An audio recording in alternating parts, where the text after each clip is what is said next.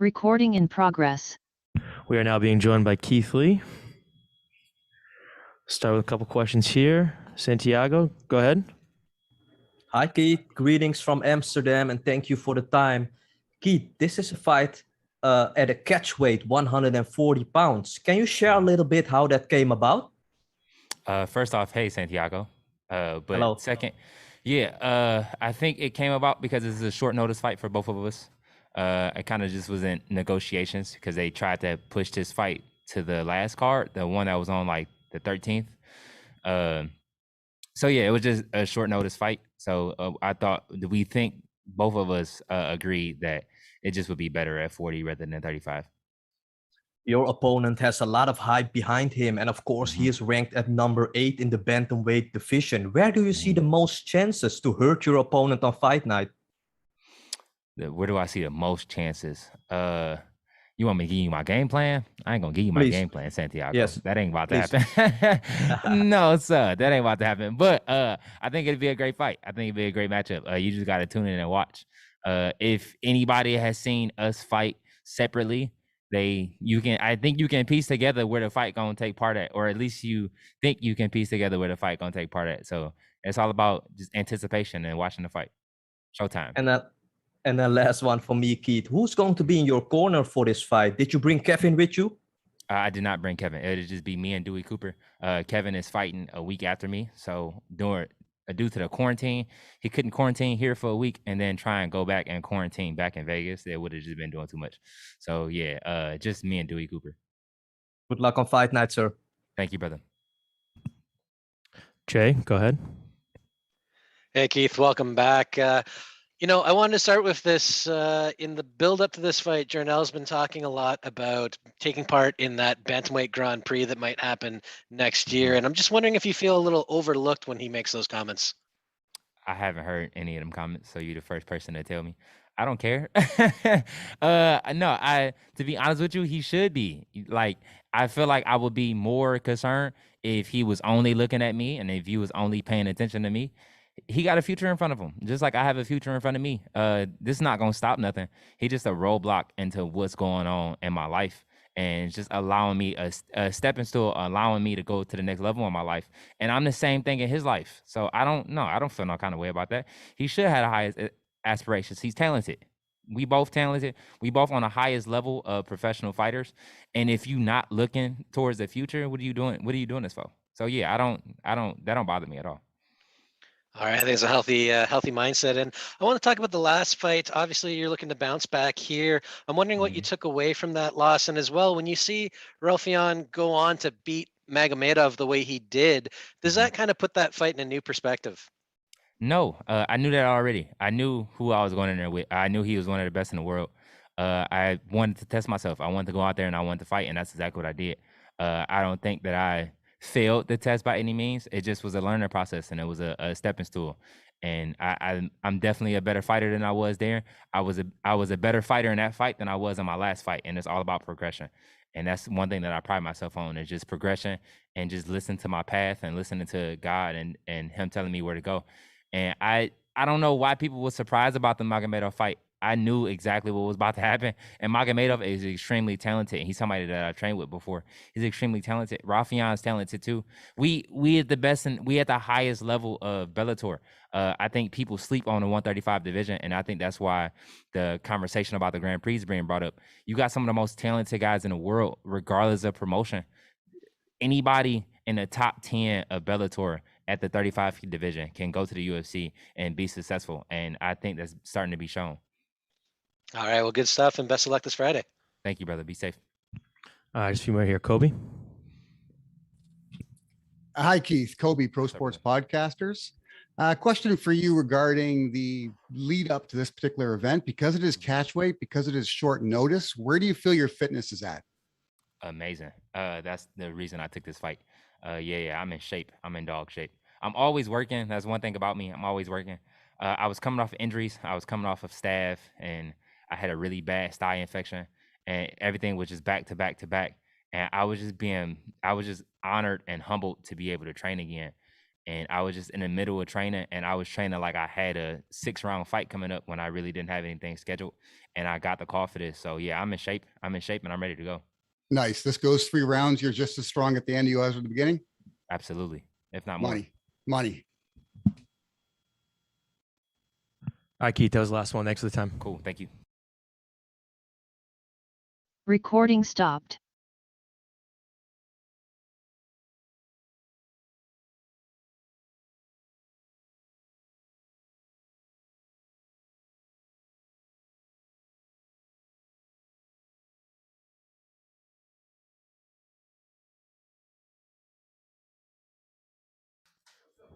We'll be joined by Dante Schiro very shortly. Reminder to raise your hand if you have a question for him. Thank you.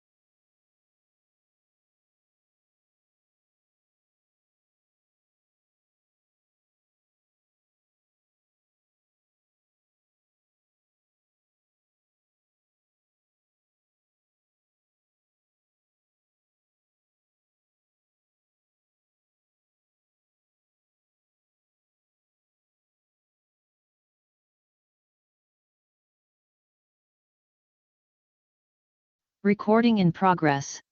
Okay, we're now being joined by Dante Schiro.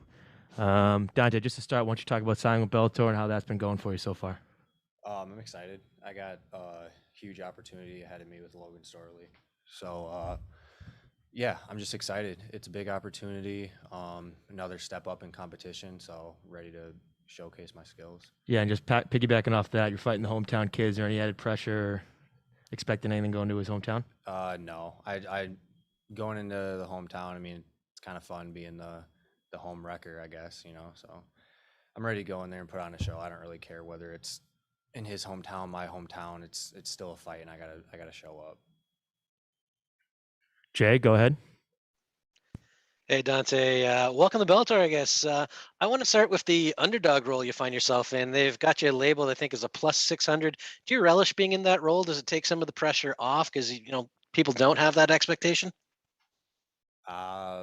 I honestly, I don't really care. Like if I look into it, the more you look into it, the more I think pressure puts on you. So I stay away from all that stuff. So at the end of the day, like I said before, I just don't care, and I got to show up to fight either way, whether I'm the underdog or not. Like we've seen it happen a million times before. Some of the biggest underdogs come up and win. So I mean, at the end of the day, you got to show up and fight. And obviously, he's known for his wrestling. You've got more than a few submission wins on your record as well. Is it kind of inevitable that this one goes to the ground? I don't know. We'll see. I mean, if he's gonna try to take me down, I'm gonna defend it. I'm not gonna let him take me down because that's where he wants to go. But it's a fight. He's gonna have to work for the takedown. I'm gonna have to work to defend it. If a submission attempt gets opened up, then it does. But I'm just every position that I'm in the fight, I'm gonna be looking to finish. And last one for me, you've been in a big promotion before. You did have that fight in one championship, and I'm just wondering if you feel that's kind of prepared you for being on the big stage here. I guess a little bit because I got to fight in front of a lot of people, but I like to simplify things. And the fight's a fight. We get locked in the cage, and then we gotta hit each other, punch each other, and try and submit each other. The crowd, it's fun and it adds to it, but yeah, can't let it affect me too much either way. Ed, go ahead. Dante, just I'm noticing you're very present in what's going on right now and in fight week leading up to the fight with, I mean, you're fighting the number 5 ranked person in the division. Does staying present help you be ready for what this weekend, or is there any anticipation as to the possibilities of what could happen for your career as a fighter in the future if you pick up the win on Friday? Yeah, a little bit. That's always in the back of my head, obviously, because it wouldn't be a big opportunity if big things couldn't happen after it, But like you said, I'm staying present, and I have the task at hand that I have to focus on. If I just keep focusing on what could happen after, then I'm gonna lose sight of what's happening right now, and that I don't feel like that would turn out very well. Oh, thank you. Yeah. Kobe, go ahead. Hi, Dante. I was wondering, this being your first fight in Bellator, given the importance of it, did you change your preparation at all? Or is this a case of wash, rinse, repeat, been there, done that, nothing really changes? No, I mean nothing's really changed. The biggest thing that changes is I'm in Denver now. So I moved out to Denver a couple months ago, and I've been training out here. But it wasn't specifically for this fight. It was just for my career in general. But besides that, nothing's really changed. Same stuff. Have you noticed a significant change with the thin air up there in your cardio, or no? I guess a little bit. I don't really know. I was talking about this with one of my corners the other day, and whether that like training at elevation really is an advantage or not. I mean, I noticed a difference being in elevation and getting used to it, but we'll see what it's like coming back down and see if it has any effect. Who knows? Okay, maybe you'll find out if you knock the guy out in the first round, you don't have to test that theory. Yeah, right. Have a good one. Thanks, man. You too. All right, Dante, that was the last one. Thanks for the time. Cool. Awesome. Recording stopped.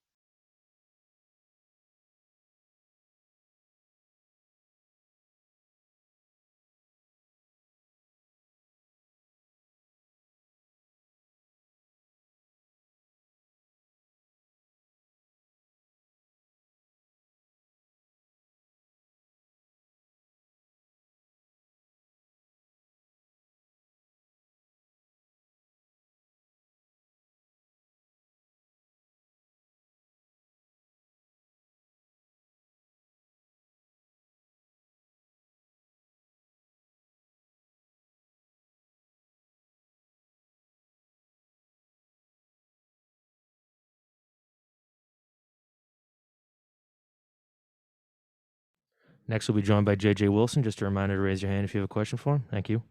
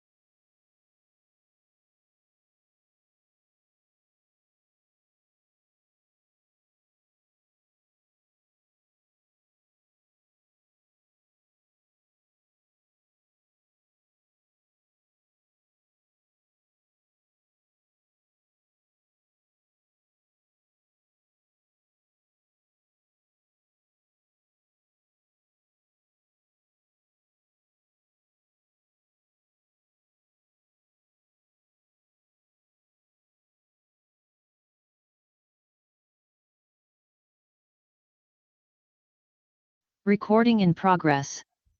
Okay, we're now being joined by JJ Wilson. JJ, just to start, why don't you talk about this being a number one contender fight? Has that changed your camp at all? Has anything changed mindset-wise? It never changed my camp. Like, I've been in camp for the past, well, pretty much my whole life. You know, my camp has never changed. Mentality, my mental state was the same as Pedro Carvalho. I treated Pedro Carvalho like it was my title fight. So every fight I go in like it's gonna be my last. So my mentality hasn't changed, and it's just, you know, this camp has been amazing through the whole training. Tiago, go ahead. Hi, JJ. Greetings from Amsterdam. Thank you for the time. You are still a young fighter, but you have made your presence very well known inside the Bellator cage. Is this all going quicker than you thought, or is this exactly going as you planned it? You know, I never really planned. All I said is I want to fight 3 times a year, 3 to 4 times a year, and you know, they put fighters in front of me, and I went out there and I did my thing, and this is how it all planned out. You know, I don't have any expectations. I just go in there and I do my thing, and what comes along with it comes along with it. Your opponent, Adam Borics, only has one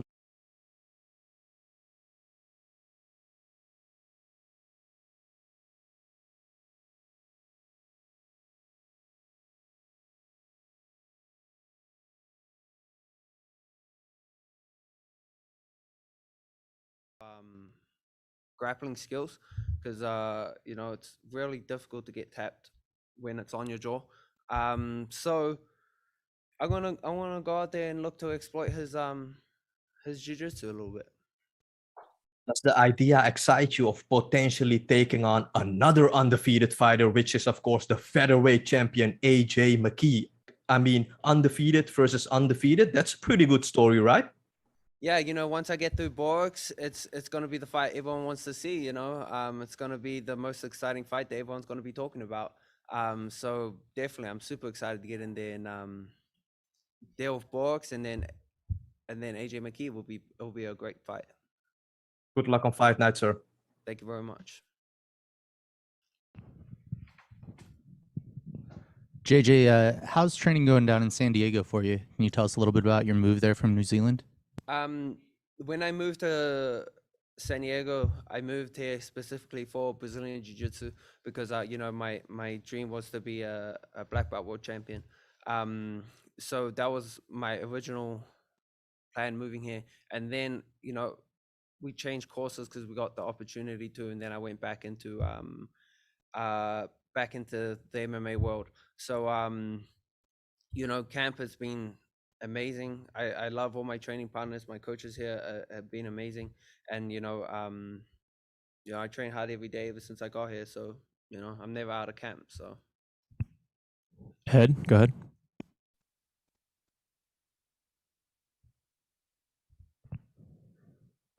Ed?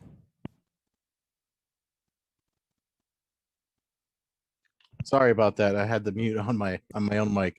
JJ, looking ahead at this fight last night, with your record, I mean, you're undefeated against a well-known fighter. You've already fought Carvalho and Claxton.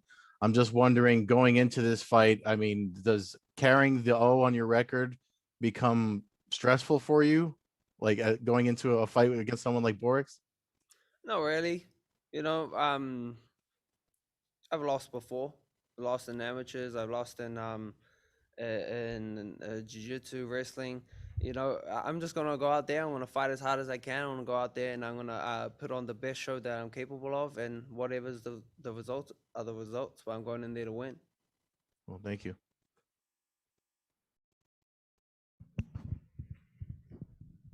One more here. So it's pretty rare for a promotion, I guess, to come out and say that this is a number one contender fight, especially with the rankings already in place. How does that make you feel? Does it add any pressure? It makes me feel amazing. It makes me it proves to me that the work I'm doing is paying off, and you know, it doesn't change anything really for this fight. I'm gonna go out there. I'm gonna do the best that I can. As always, you know, I'm gonna go out there and put on a show and prove that I have, you know, that I'm the best in the world in my division. You know, so it doesn't really change anything. But I'm super excited to be able to go out there and become the #1 contender. Jay, go ahead. JJ, just a quick one for me. You talked ahead of this fight about your concern with AJ McKee maybe going off to lightweight and, fighting Pitbull again there and holding up the division. And you mentioned an interim title. Bellator has kind of been reluctant about interim titles in the past. They did do a heavyweight one recently, but if that interim title doesn't get made, what would be your option moving forward? Would you sit if you had to, or would you take another fight? I can't sit on the bench. I need a fight. I'm not a person that can just like not have a fight. If I don't have a fight coming up, I don't know what to do. So, if that push comes to shove, then I'm gonna have to fight again. But they should at that point, I think AJ McKee should defend his title, or I'm not gonna be sitting on the bench for a whole year. Like, what is he gonna be doing for a whole year? He'll have to fight. So either vacate it, have an interim title, whatever it is, but I will want to fight 3 months after this fight. All right, best of luck this Friday. Thank you very much. All right, JJ, that was the last one, man. Thanks for the time. Perfect. Thank you, guys. Recording stopped.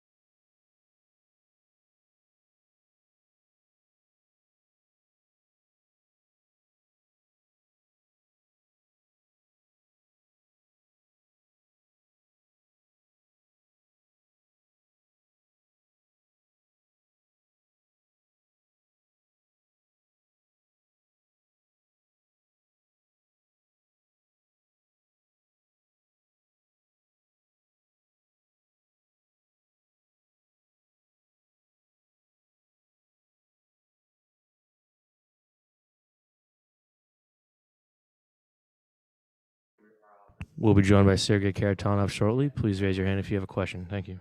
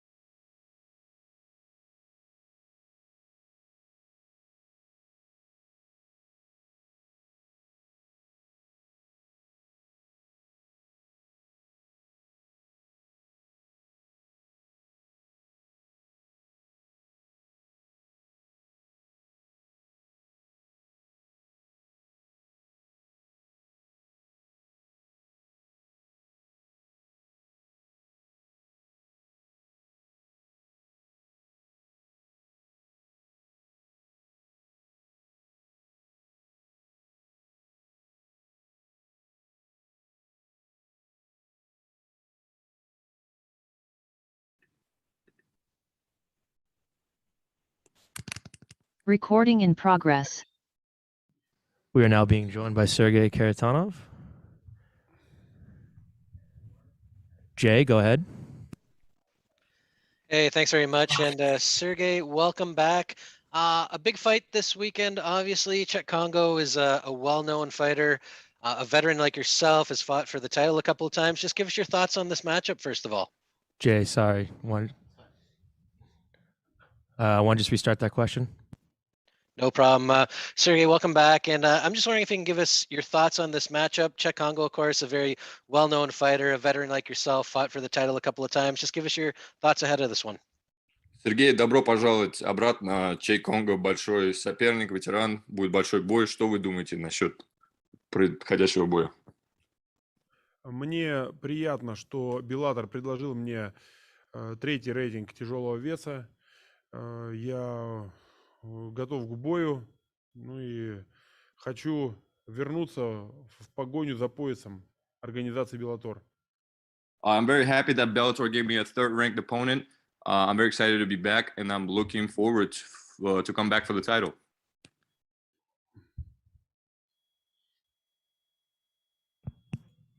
Ed, go ahead. Sergey, you just mentioned coming back for the title. I'm wondering, the last time you fought in Bellator, there were no rankings. Now you're coming back and there's a ranking system. Are you looking to throw your hat into that heavyweight ranking? Сергей, последний раз, когда вы дрались в Беллаторе, не было никаких рейтингов. А вот сейчас, когда вы возвращаетесь, есть рейтинги. Вы хотите вот возвращаться в топку, в эту десятку?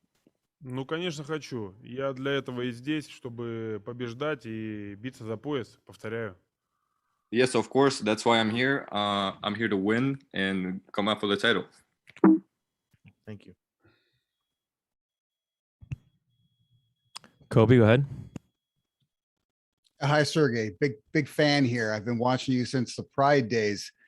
Just wondering if you think Cheick Kongo brings anything new to the table that you haven't faced before, or do you see him as just another sort of typical plotting striker like you faced in the past, most of the Dutch kickboxers, really?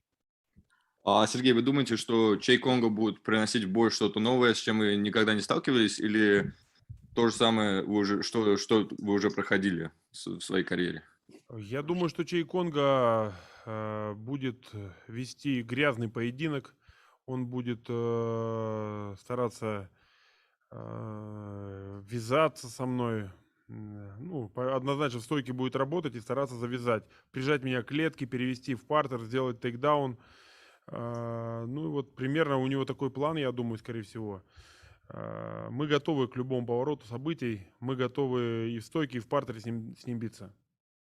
Yeah, I think Cheick Kongo is going to give me a dirty fight. I think he's going to lean me against the cage, go for a couple of takedowns. But I'm ready for whatever. We had a plan. I'm ready for parters or takedowns. So whatever happens, happens. Santiago, go ahead.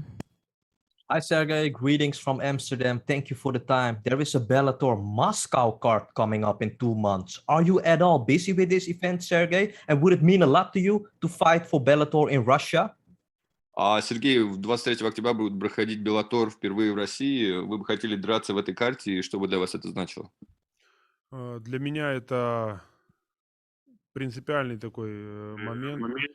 Я очень хочу драться 23 октября. Надеюсь, руководство Bellator меня услышит и поставит меня в карт 23 октября. Yeah, it would be a big pleasure. I hope Bellator will hear me and they will add me to the card in Moscow. It will be it's very exciting. Luis, go ahead. Привет, Сергей. Меня зовут Luis Morales, is MMA Pit. And you're a truly legend of the sport. And before asking you about your fight, what can you tell us about, what do you think about your whole career at this point? Здравствуйте, меня зовут Луис Моралес. Я считаю вас легендарным бойцом. И что вы думаете про свою карьеру в данный момент? Какая у вас была карьера? Я, скажем так, сейчас нахожусь в достаточно зрелом, осознанном возрасте и готов выступать. Не знаю, я не догадываюсь, сколько я буду выступать лет, но 5-7 лет это железно, а там посмотрим. Yeah, I'm at that point of my life where I don't know how long I'm going to compete for, but 5 to 7 years is iron for sure. All right, last one here. Jay, go ahead. Sorry about cutting out, and he actually kind of got my last question, but I was going to say, I mean, Cheick Kongo is competing at 46 years old, and I was just wondering if he does think he can compete at the same level he's at now over the next several years. Да, у него был такой же вопрос. Чейк Конго 46 лет, и они здесь говорят, что сможет ли он также поддерживать форму в таком возрасте. Ну и Чейк Конго это, вот характерный пример того, что 46, мне 41, ему 46. Как бы я считаю, что бойцы тяжеловеса могут спокойно биться до 50 лет и побеждать, не просто биться, а побеждать. Так что я думаю, что мои планы в карьере все-таки красиво выйти в 50 лет, может быть, сделать свой завершающий поединок. Посмотрим.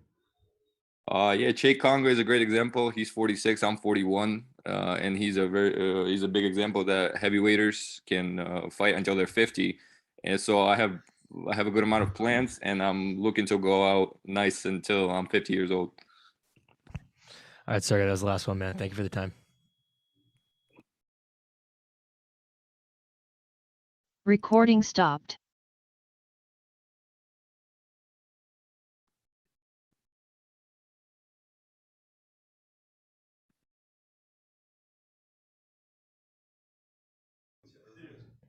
Next, we'll be joined by Jornel Lugo. Again, if you have a question, please raise your hand. Thank you.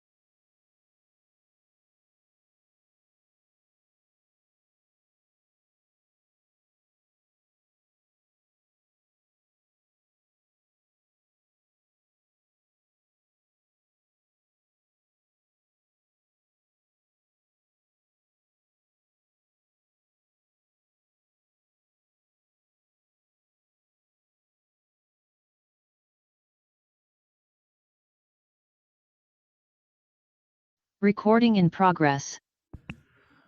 Okay, we're now being joined by Jornel Lugo. Ed, go ahead. Jornel, I'm glad I actually just read a quick headline about you. You took a hit financially with a crypto investment, I read. And I'm just wondering, like, does that, you're undefeated in the cage, does that motivate you to keep on going and keep winning? Or does that distract you from your training for a fight like you have coming up this weekend? Yeah, I need my money back.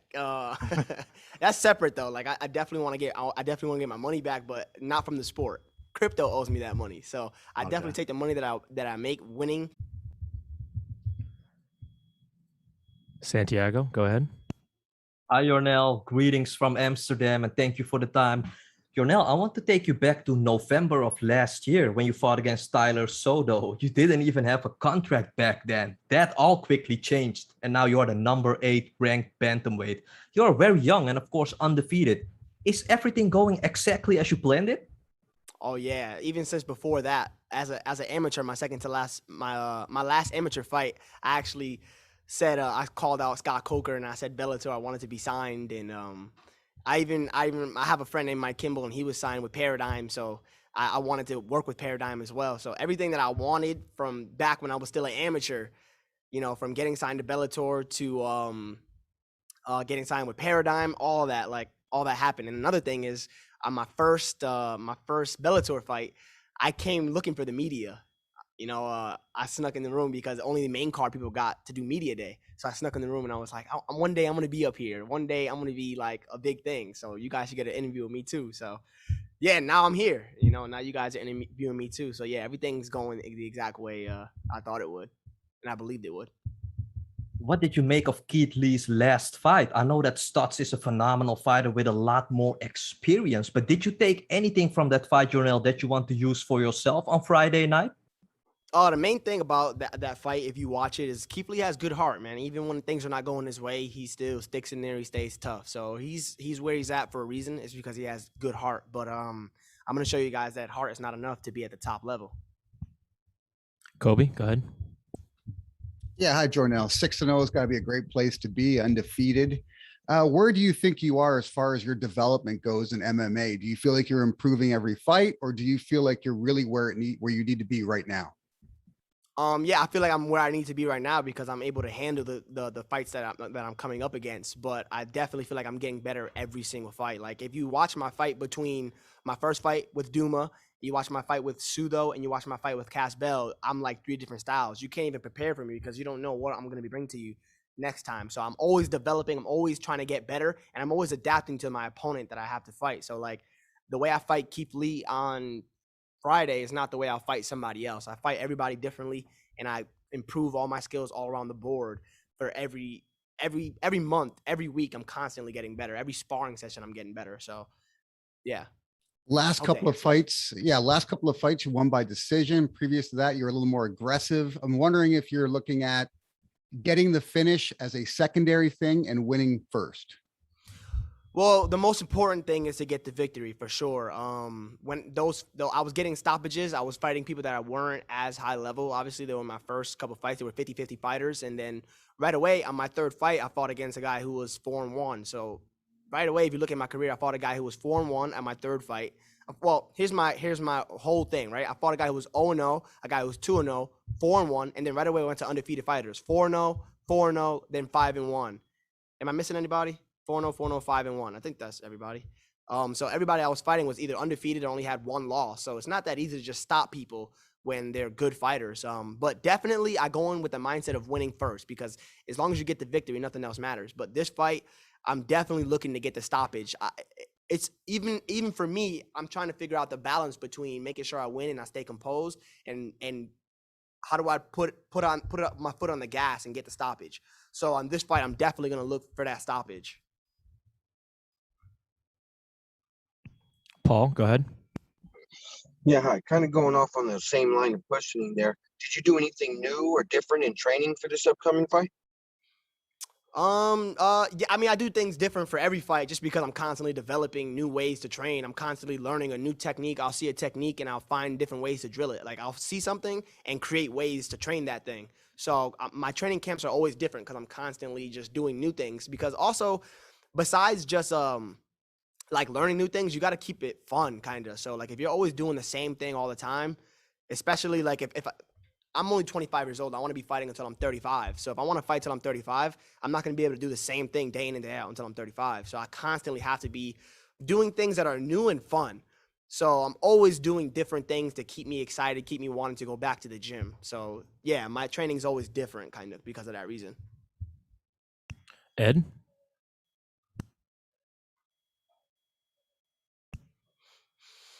Luis, go ahead. Hi. This is your 4th time in Bellator's cage, and now you have in front of you a very tough opponent like Keith Lee. What does it mean for your career getting the win this Friday? And do you feel some extra pressure for keep the 0 in your record? It's every single fight for me is important. There's no fight that's more important than the other. I mean, it doesn't really make a difference. If you lose 3 fights in a row, you're getting kicked out. If you win 10 fights in a row, you get the belt. So it doesn't really make too big of a difference.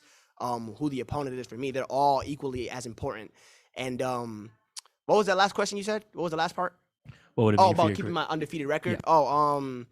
Me being undefeated is not what drives me. I just don't want to lose in general. Like I don't care if I have an O or not because I lost as an amateur. I lost before. I lost kickboxing fights. I've lost in a grappling tournament before. I've lost in different situations in life. I've taken losses before. So to me, the O doesn't mean anything. What means the most to me is not losing, period. I don't care about the O. Because what if I had two losses? Then what does that mean? Oh, because I have 2 losses, now I'm okay with losing? No, I still don't want to lose. So it's just making sure that I come out victorious is the most important thing. I don't care about the O. All right, last one here, Suki. Hey, how's it going? I actually just wanted to ask, I know this fight's at 140, but there's some traction behind the idea of a bantamweight Grand Prix. I feel like you're kind of a growing name in the sport. Is that something that interests you? Oh, for sure. Definitely. After this fight, after I win this fight, I'm definitely going to be I already think I have my spot in the tournament, but after this fight, I'm definitely going to have my spot. Maybe I'll fight one more time before the tournament starts, but I think it's going to be a 16-man tournament because there's a lot of guys in the 135-pound division. It's a stacked division. So you get all of us 16. There's a lot of names, a lot of big records, a lot of different skills to put up against each other. So I feel like when this tournament actually does get announced, it's going to be a big deal. And that tournament is going to be able to build me a lot more than anything else has so far. So I'm definitely excited for that to start, for my chance, not for my chance, but for my guarantee. I'm going to get that $1 million and I'm going to get that belt because skills pay the bills. And I'm the most well-rounded guy in the division. If you look into it, most guys are doing stand-up only or grappling only, and they're okay on the feet or can just do jiu-jitsu.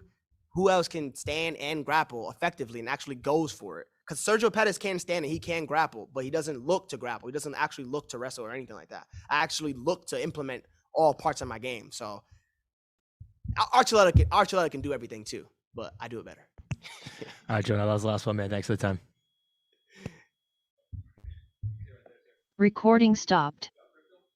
Yeah, sure. Oh,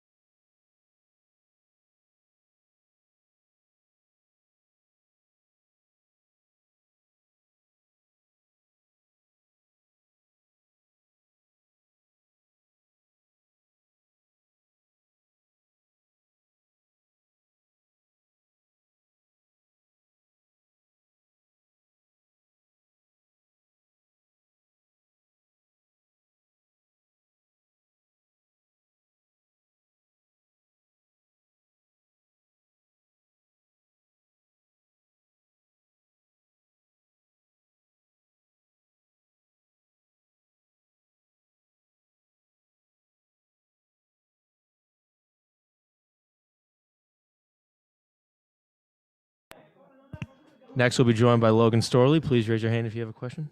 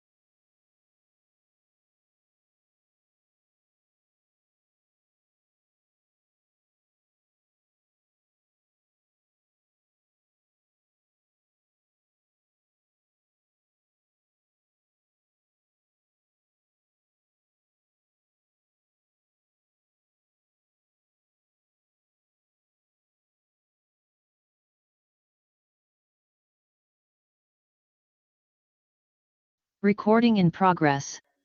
We're now being joined by Logan Storley. Jay, go ahead. Logan, welcome back, and I guess this is a welcome back to the fans as well. I think this is your first fight since the pandemic kicked off. Well, they'll be back, and in your hometown. Just tell us what that means to you. Yeah, it means a lot to come back to Sioux Falls, South Dakota. Family, friends, sponsors, all right here in this city, and so I'm excited to put on a show for them.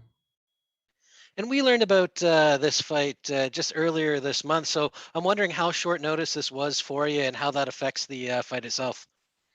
You know, at Sanford MMA with Henry Hoof, Kami, Barzini, and all those guys, it's, you know, you're working on yourself because you know that, especially during the pandemic, guys were changing and falling out, opponent changes. So you're just worried about yourself getting better. We put together a good, solid camp, and we're prepared. You know, we didn't miss anything. We didn't take any shortcuts, and you know, I'm ready to have the best performance of my life. And last one for me, the last fight against Yaroslav Amosov obviously didn't go your way. Just wondering what the takeaways were, and if you know him going on to become champion kind of changes how you see that fight. Yeah, you know, it is what it is. It's a split decision. One judge, you know, changes whether he's fighting for a title or it's me. Nothing but respect for Yaroslav, but I think I pushed him more than anybody else, and we both had to dig deep. And so, you know, I got to take care of Friday night before I, you know, talk about anything else. And so, really, that's all I'm worried about. Santiago. Hi, Logan. Greetings from Amsterdam, and thank you for the time. Is Henry Hooft going to be in your corner for this fight, and who did you bring more? Yeah, Henry will be there. Kami Barzini and Robbie Lawler will all be in my corner. Logan, your wrestling game is beyond outstanding, but working with the Dutch kickbox master Henry Hooft, is it easier now to also feel comfortable on the feet and to mix your game up a lot? Yeah, you know, like I said, I've had 20 plus years of wrestling and, you know, only 4 or 5 years of boxing, kickboxing. And so, of course, you're always going to resort back to what you know best, but everything's starting to come together, starting to get more comfortable, really starting to figure everything out, and things are starting to slow down for me. So I'm excited to showcase those skills on Friday night. Good luck on fight night, sir. Thank you.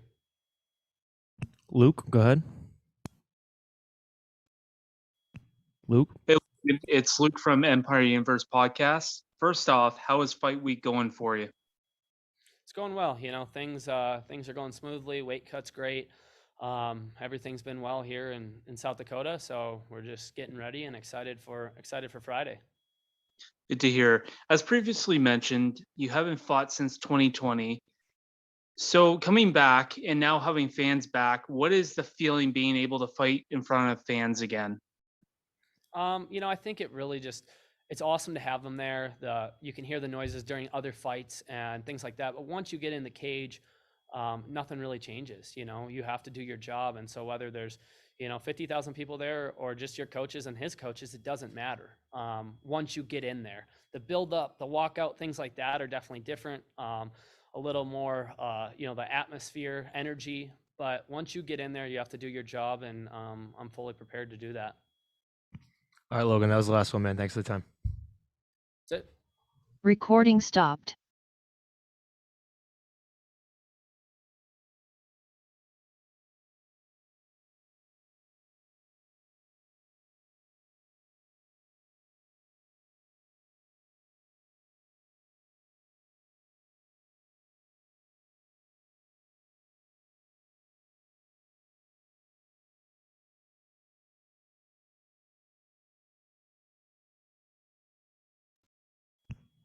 Shortly, we'll be joined by Adam Borics.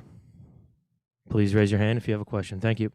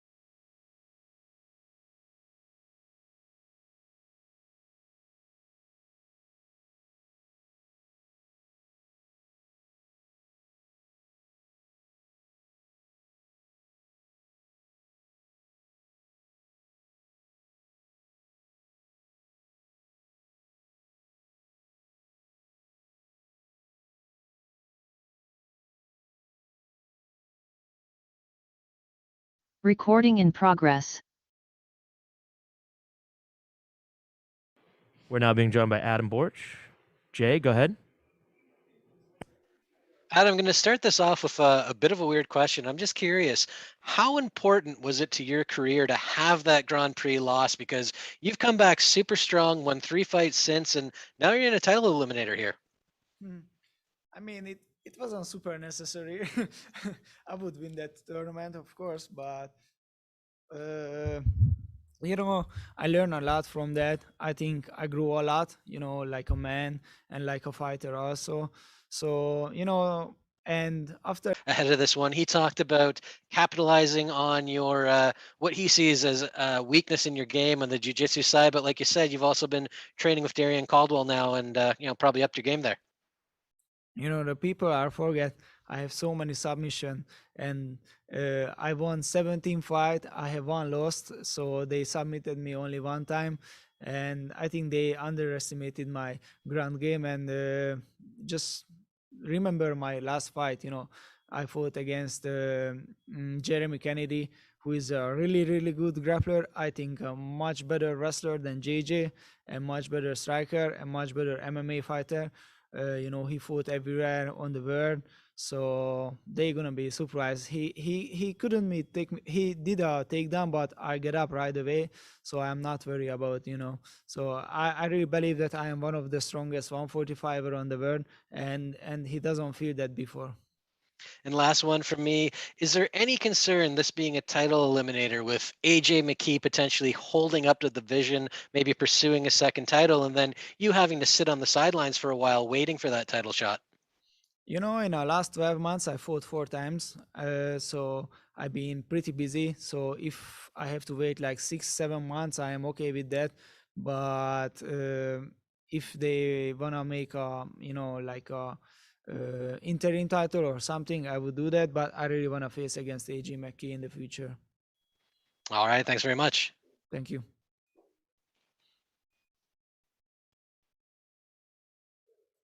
Santiago, go ahead. Hi, Adam. Greetings from Amsterdam. Thank you for the time. How did your camp go at Sanford MMA? And is Henry Hooft going to be in your corner for this fight? Yeah, he gonna be there. You know, my camp is always great at the Sanford. I mean, I'm living in Florida most of the time, so I feel great, man. You know, yeah, ready to go. Do you think JJ deserves to be in this title eliminator as well? Because he has less fights than you. Do you think it's deserved? No, I don't think so, but it is what is it. You know, I would fight against Emmanuel Sanchez when he was a number 2. But they said if he fight and Emmanuel win, he cannot fight for a title because he just lost for the champ. So that's why only reason why I took this fight. I think he never beat the guy who is like really tough. You know, I fought former champs. I beat former champs. So you know, I think I deserve much more. But you know, I gonna show him. You know, which is a tough fight. Your first fights in Bellator were on European ground. Most recently, you have been fighting in the United States more. Which one do you prefer more, Adam? Europe or the United States? I mean, in Europe, I fought 2 times at home. Hungary, nothing is like home, you know, fighting in front of your country.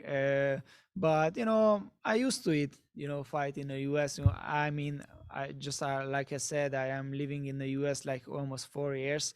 So for me, the fight is everybody's fight. Doesn't matter where or against who. I love fighting, so it's just fun for me. Good luck on fight night, sir. Thank you so much. Thanks, Adam. That was the last one. Thanks for the time. Recording stopped.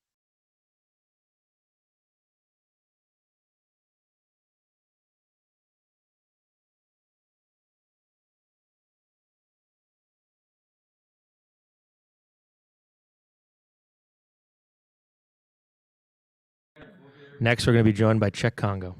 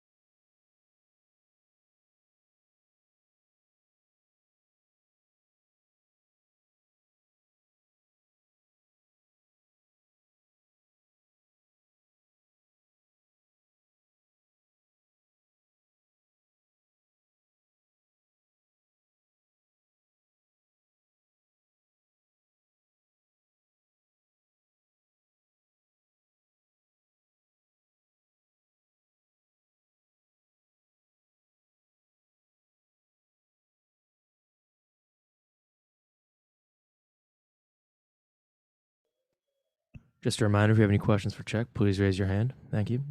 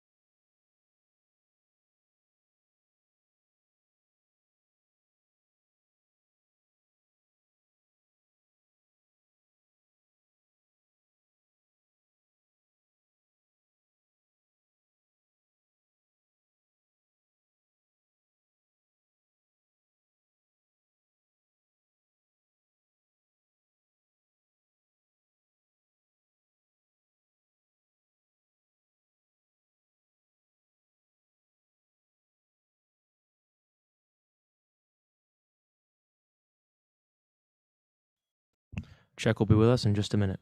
Thanks for the patience.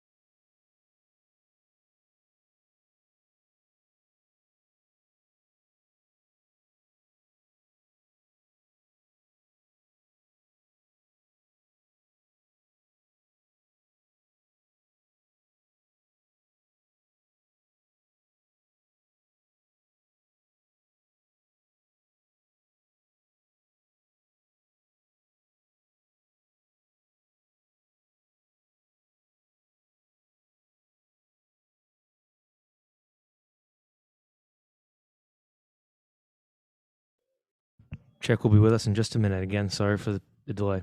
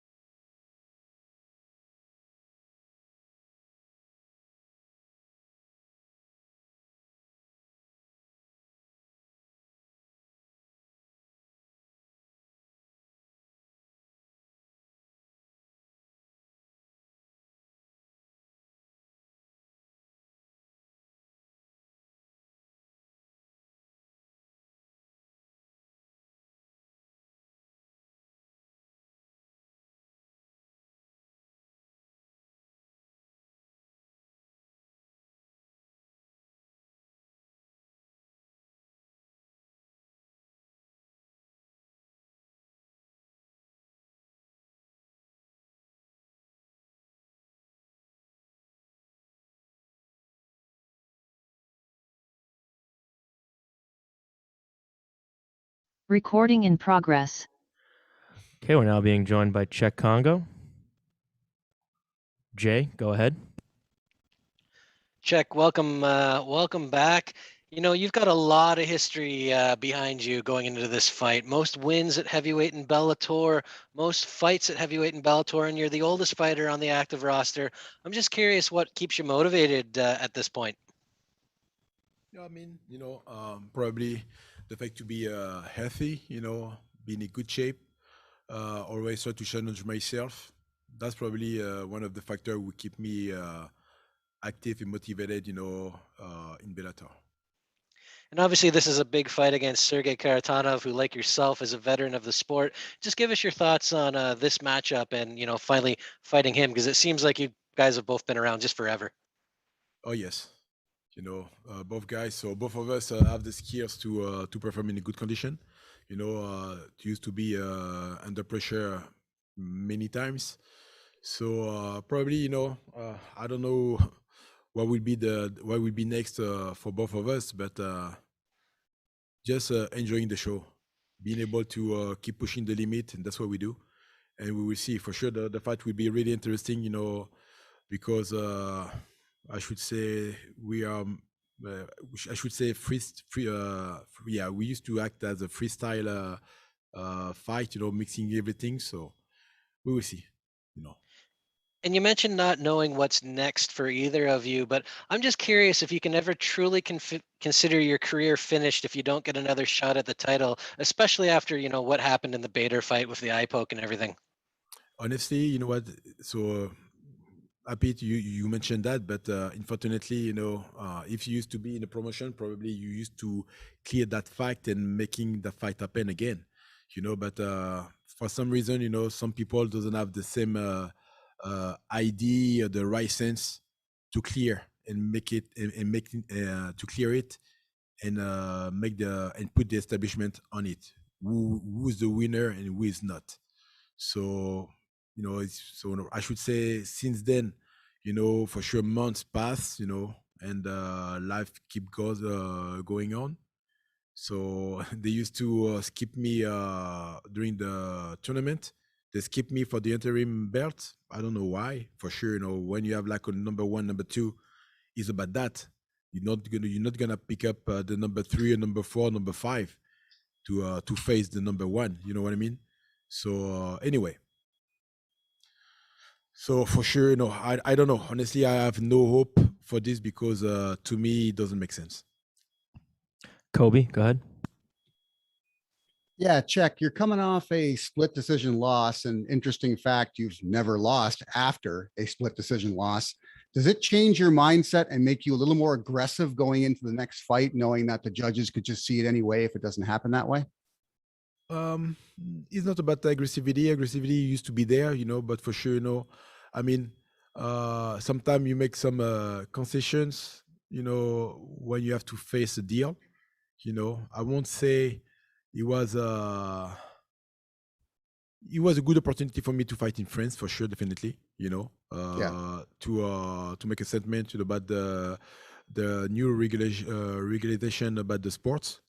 You know, it was great, but for sure, you know, at that point, you know, the time they used to offer me to perform wasn't that great, for sure.